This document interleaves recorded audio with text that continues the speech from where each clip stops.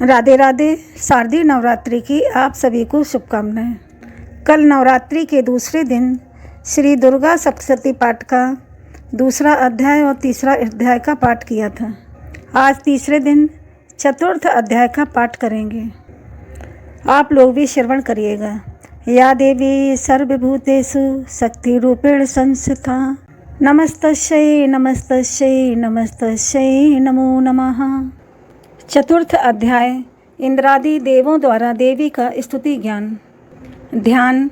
जिन देवी को देवगण चारों ओर से आवृत रखते हैं और सिद्धि लाभ की आकांक्षा वाले मनुष्य जिनकी सेवा शुश्रूषा में तत्पर रहते हैं, उन जया नाम वाली दुर्गा देवी की आराधना करना उचित है। उनके अंगों का वर्ण काले मेघों के समान श्याम रंग का है। उनके कटाक्ष मात्र से ही शत्रु समूह भयाकुल हो उठता है। उनके मस्तक पर चंद्रमा की रेखा बद्ध होकर शोभायमान होती है। उनके हाथों में शंख, चक्र, तलवार, त्रिशूल आदि शोभित हैं। वे 3 नेत्रों वाली देवी अपने वाहन सिंह के कंधों पर सवार होकर अपने प्रभाव से त्रिलोक को पूर्ण कर रही हैं। ऋषि ने कहा, अत्यंत बलशाली पापात्मा दैत्य महिषासुर तथा उसकी दानवी सेना का देवी के हाथ से संहार हो जाने पर इंद्रादि देवता नतमस्तक होकर भगवती दुर्गा देवी की स्तुति करने लगे। ऐसे समय में उनके सुंदर अंगों में प्रफुल्लता के कारण रोमांच हो रहा था। देवताओं ने कहा, आपका स्वरूप ही सब देवों की शक्ति समूह है। आपने अपनी शक्ति से संपूर्ण विश्व को व्याप्त कर रखा है। आप समस्त देवों तथा महर्षियों के द्वारा परम पूज्य हैं। हे जगदम्बा, हम आपको भक्ति भाव से प्रणाम करते हैं। आप हम लोगों का कल्याण करें। जिन देवी के अतुलनीय प्रभाव और शौर्य का वर्णन करने में भगवान शेषनाग, ब्रह्मा जी और शिव जी भी असमर्थ हैं, वे ही भगवती चंडिका समस्त विश्व का पालन तथा अशुभकारी भय के नाश का विचार करें। जो धर्मात्माओं के ग्रह में लक्ष्मी रूप से, दुरात्माओं के यहाँ निर्धनता रूप में, विशुद्ध अंतःकरण वाले पुरुषों के हृदय में बुद्धि रूप से, सज्जनों में श्रद्धा रूप से तथा कुलीन मनुष्यों में लज्जा के रूप में विराजमान रहती हैं, उन महामाया भगवती दुर्गा को हम सब प्रणाम करते हैं। हे देवी, आप समस्त विश्व का पालन करिए। हे देवी, हम आपके इस अचिंतनीय रूप का असुरों के संहारक शौर्य तथा संपूर्ण देव दानवों के सम्मुख उत्पन्न किए हुए अद्भुत चरित्र का वर्णन नहीं कर सकते। आप ही विश्व की उत्पत्ति में कारण स्वरूप हैं। आप में तीनों गुण सत्व, रज और तम विद्यमान हैं, फिर भी दोषों के साथ आपका संपर्क नहीं होता। भगवान विष्णु तथा शिव जी भी आपकी महिमा को नहीं जान सकते। यह चराचर विश्व आपका अंश है। आप ही सब जीवों के लिए आश्रयभूत हैं, क्योंकि एकमात्र आप ही सबकी मूलभूत अव्याकृता परा प्रकृति हैं। हे देवी, जिसके उच्चारण से सभी यज्ञों में देवताओं की तुष्टि होती है, वह स्वाहा आप ही में है। उसके अतिरिक्त आप पितरों को भी तृप्ति प्रदान करती हैं। इस कारण सभी लोग आपको स्वधा के नाम से संबोधित करते हैं। हे देवी, आप ही पराविद्या हैं, जिससे मोक्ष की प्राप्ति, आचंत्य, महाव्रत, स्वरूपता, समस्त दोषों से हीनता, जितेंद्रियता तत्व की सारता होती है और सभी मुनिजन जिसके लिए निरंतर अभ्यासशील रहा करते हैं। आप शब्द स्वरूपा अत्यंत निर्मल ऋग्वेद, यजुर्वेद तथा उद्गीत छंद के रूप में गाया जाने वाला एक प्रकार का वेद मंत्र के मनोरम पद के पाठ से युक्त साम वेद की आधार हैं। आप ही देवी तीनों वेद और 6 ऐश्वर्य से संपन्न भगवती हैं। विश्व की उत्पत्ति एवं पालन के निमित्त आप ही वार्ता, कृषि एवं जीविका के रूप में प्रादुर्भूत हुई हैं। आप जगत की महान पीड़ा की नाश करती हैं। हे देवी, संपूर्ण शास्त्रों के तत्व का ज्ञान प्राप्त करने के लिए आप मेधा शक्ति हैं। दुस्तर संसार सागर से तारने वाली नौका स्वरूपिणी दुर्गा देवी आप ही हैं। आपकी किसी पदार्थ में आसक्ति नहीं है। आप ही कैटभ के शत्रु भगवान विष्णु के वश में निवास करने वाली लक्ष्मी तथा शिव द्वारा सम्मानित गौरी देवी भी हैं। आपका मुख कमल मृदुहास्य से युक्त निर्मल पूर्ण चंद्रबिंब के समान और उत्तम स्वर्ग की सुंदर आभा से भासित हैं। फिर भी आपके इस अनुपम लावण्य को देखकर महिषासुर ने कुपित होकर आप पर आघात कर दिया। यह बात आश्चर्य में डाल देने वाली है।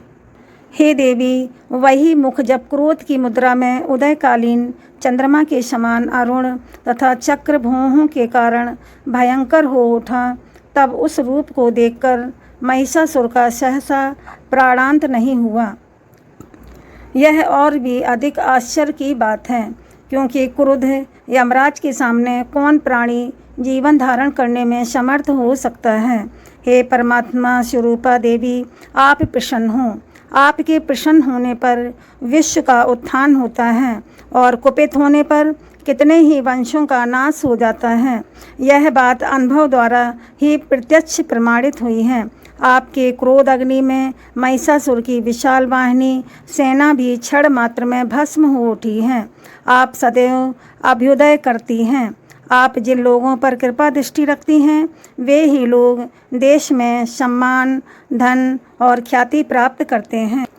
उन लोगों का धर्म कभी शिथिल नहीं होता तथा वे ही अपने स्त्री, पुत्र और भृत्यों के साथ रहकर धन्य होते हैं। हे देवी, आपकी ही कृपा कटाक्ष से धर्मात्मा व्यक्ति श्रद्धापूर्वक सदैव धर्माचरण में निरत रहता है और उसके प्रभाव से स्वर्गलोक को प्राप्त करता है। अतएव आप निश्चय ही त्रिलोक का मनोवांछित फल प्रदान करती हैं। हे माँ दुर्गे, आप स्मरण मात्र से ही सब जीवों का भय निवारण करती हैं और स्वस्थ मनुष्यों द्वारा चिंतन करने पर उन्हें परम कल्याणकारी बुद्धि देती हैं। दुख, दारिद्र्य और भयहारी देवी, आपका चित्र परोपकार के निर्मित सदैव द्रवित रहता है। ऐसा दूसरा कौन है? हे देवी, जो राक्षस अनंत काल तक नरक भोग करने के लिए पापाचार करते रहे, उन्हें युद्ध में वध करके स्वर्ग भेजने तथा संसार को सुखी करने के उद्देश्य से ही आप उनका वध करती हैं। आप अपने शत्रुओं पर शस्त्रों का आघात क्यों करती हैं? आप केवल अपने दृष्टिपात से ही संपूर्ण दैत्य समूहों को भस्म कर सकती हैं, तो भी आप ऐसा न करके युद्ध स्थल में उनका संहार करती हैं। और इस बात में भी कुछ रहस्य जान पड़ता है। वह यह है कि मेरे शस्त्रों के प्रहार से पवित्र होकर ये सब स्वर्गपुरी में जाएं। इस प्रकार उनके प्रति भी आपके उत्तम विचार होते हैं। खड्ग के तेजो राशि की भयंकर दीप्ति तथा आपके त्रिशूल के अग्रभाग की घनीभूत कांति से चकाचौंध होने पर भी असुरों की आँखें नष्ट नहीं हुई, क्योंकि वे सब मनोरम किरणों से युक्त आनंद प्रदान करने वाले आपके मुख चंद्र का दर्शन कर रहे थे। हे देवी, आपका शील दुरात्माओं के दुर्व्यवहार का निवारक है। आपका रूप अचिंतनीय तथा अतुलनीय है।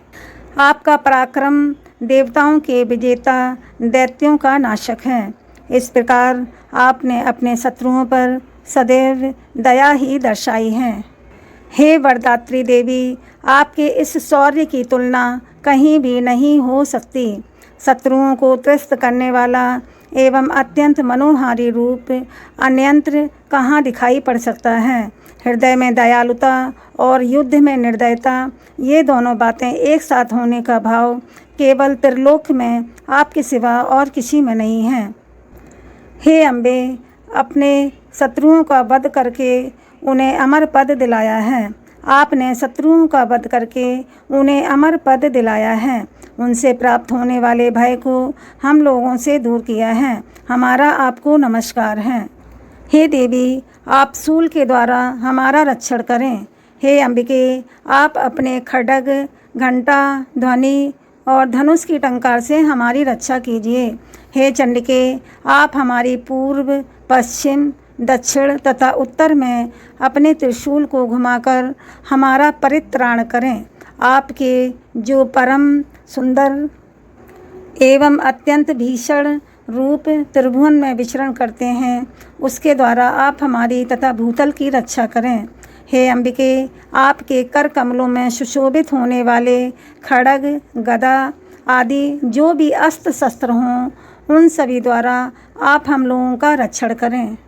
ऋषि ने कहा, इस प्रकार सब देवों ने उन जगमाता का मिलकर स्तवन तथा नंदन कानन इंद्रदेव के बगीचे का नाम के दिव्य पुष्पों एवं गंध चंदनादि के द्वारा पूजन किया।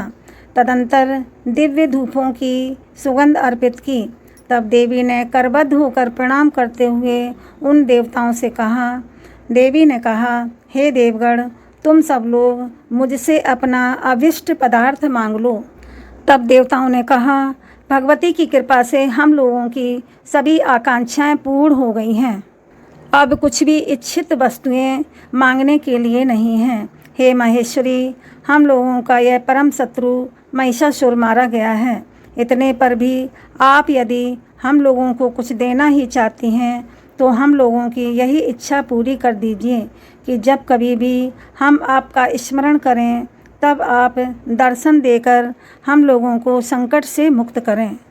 हे प्रसन्न वदना अंबिके, जो भी व्यक्ति इन स्तोत्रों के द्वारा आपकी आराधना करें उसे धन धान्यादि तथा स्त्री पुत्रादि से संपन्न करें तथा सदैव हम लोगों पर आप प्रसन्न रहें। ऋषि बोले, हे राजन, देवी ने अपने तथा विश्व के कल्याणार्थ जब भद्रकाली देवी को स्तुति द्वारा प्रसन्न किया तब वे तथास्तु कहकर वहीं से अंतर ध्यान हो गईं। हे राजन, पूर्व काल में त्रिलोक की हिताकांक्षी देवी जिस प्रकार देवों के शरीर से प्रादुर्भूत हुई थी, वह सब कथा मैंने तुम्हें सुना दी। इसके पश्चात देवों की हितकारिणी देवी दुष्ट दैत्यों तथा शुंभ और निशुंभ नामक राक्षसों के संहार के लिए जिस प्रकार गौरी देवी के अंगों से अवतरित हुई थी, उसका वर्णन मैं तुमसे सुनाता हूँ। चौथा अध्याय समाप्त। बोलो माँ शेरा वाली मैया की जय।